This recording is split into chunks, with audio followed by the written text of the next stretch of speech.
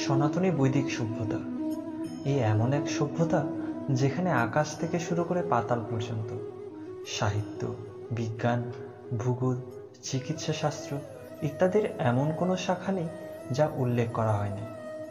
এ সভ্যতার যথাযথ চর্চা ও প্রয়োগে যে কেউ অতি সহজে সুখ ও সমৃদ্ধি লাভ করতে পারে।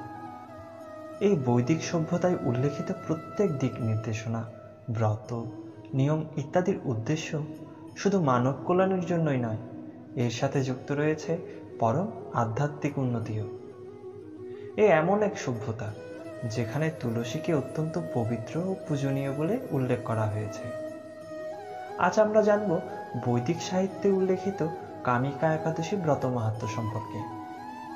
ব্রহ্মবৈবর্ত পুরাণে এই একাদশী মাহাত্ম্য সম্পর্কে বর্ণনা করা হয়েছে। এই একাদশীতে কার পূজা করা হয়, এই ব্রত পালনের বিধি কি এবং এই ব্রতের ফলে কি পুণ্য লাভ হয় ইত্যাদি সবকিছু বিস্তারিত জানতে ভিডিওটি অবশ্যই শেষ পর্যন্ত দেখুন।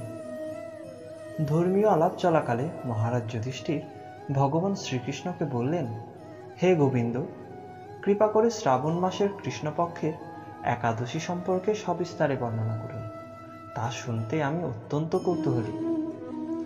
ভক্তবৎসল ভগবান শ্রীকৃষ্ণ কিঞ্চিত হেসে বললেন, হে রাজন, আপনি যে প্রশ্ন করেছেন, বহু পূর্বে দেবর্ষি নারদ এই সৃষ্টির রচয়িতা প্রজাপতি ব্রহ্মাকে একই প্রশ্নটি করেছিলেন। ওই সময় ওনাদের মধ্যে যে বার্তালাপ হয়েছিল, আমি এখন সে কথাই বর্ণনা করছি। আপনি মনোযোগ সহকারে তা শ্রবণ করুন।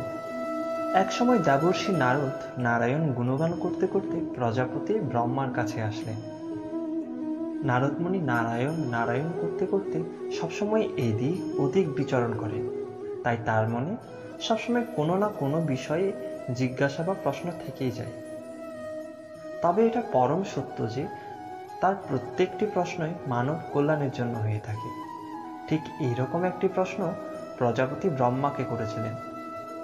ভক্তশ্রেষ্ঠ নারদমুনি প্রজাপতি ব্রহ্মাকে জিজ্ঞাসা করলেন, হে ভগবান, শ্রাবণ মাসের কৃষ্ণপক্ষী একাদশীর নাম কি?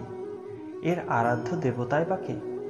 সেই ব্রতের বিধি বা কিরকম এবং এই ব্রতের ফলে কি পুণ্য লাভ হয় তার সবিশেষ জানতে ইচ্ছা করি। আপনি কৃপা করে আমাকে তা জানালে আমার জীবন ধন্য হবে। দেবর্ষি নারদের এই কথা শুনে প্রজাপতি ব্রহ্মা অত্যন্ত সন্তুষ্ট হলেন। তিনি বললেন, হে বৎস, জীবের মঙ্গলের জন্য যে প্রশ্ন করেছ আমি তার উত্তর দিচ্ছি। তুমি মনোযোগ দিয়ে তা শ্রবণ করো। শ্রাবণ মাসের কৃষ্ণপক্ষী একাদশী কামিকা নামে জগতে প্রসিদ্ধ। এই ব্রত এতটাই পবিত্র যে এই একাদশীর মাহাত্ম্য পাঠ কিংবা ভক্তি সহকারে শ্রবণ করলেও বাজপেয় যজ্ঞের ফল লাভ হয়। যে ব্যক্তি এই দিন শঙ্খ, চক্র, গদা পদ্মধারী ভগবান শ্রীহরির পূজা অর্চনা করেন, তার সকল প্রকার পুণ্য লাভ হয়। গঙ্গা, গোদাবরী, কাশী ইত্যাদি তীর্থ দর্শনে যে পুণ্যফল অর্জিত হয়, এই একাদশীর দিন শ্রীহরির পূজা করলে তার কোটিগুণ পুণ্য লাভ করা যায়। সাগর অরণ্যযুক্ত পৃথিবীদান, দুগ্ধবতী গাভীদানে যে পুণ্যফল অর্জিত হয়, এই একটি মাত্র ব্রত পালনে সেই পুণ্যফল অনায়াসেই লাভ করা যায়। যারা পাপ পুণ্য সাগরে নিমগ্ন, এই ব্রতই তাদের উদ্ধারের একমাত্র সহজ উপায়। এইরকম পাপনাশক শ্রেষ্ঠ ব্রত জগতে আর নেই।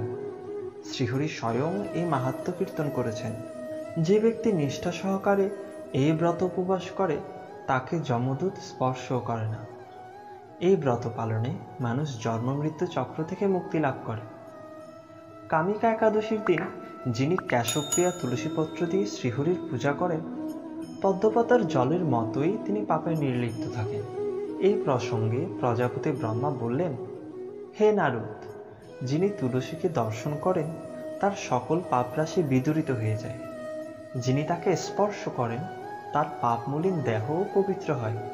তাকে প্রণাম করলে সমস্ত রোগ দূর হয়। তাকে জল সিঞ্চন করলে যম তার কাছে আসতে ভয় পায়।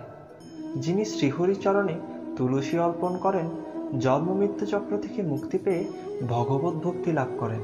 তাই ভগবান শ্রীহরিকে সন্তুষ্ট করার জন্য প্রতিদিন তুলসী মহারানীর সেবা ও পূজা করা উচিত। এই কামিকা একাদশীর দিন ভগবানের সামনে যিনি দীপদান করেন, তার পুণ্যের সংখ্যা স্বয়ং চিত্রগুপ্তও করতে পারেন না। আর সেই ব্যক্তির পূর্বপুরুষেরাও স্বর্গে অবস্থান করে পরম তৃপ্তি লাভ করেন।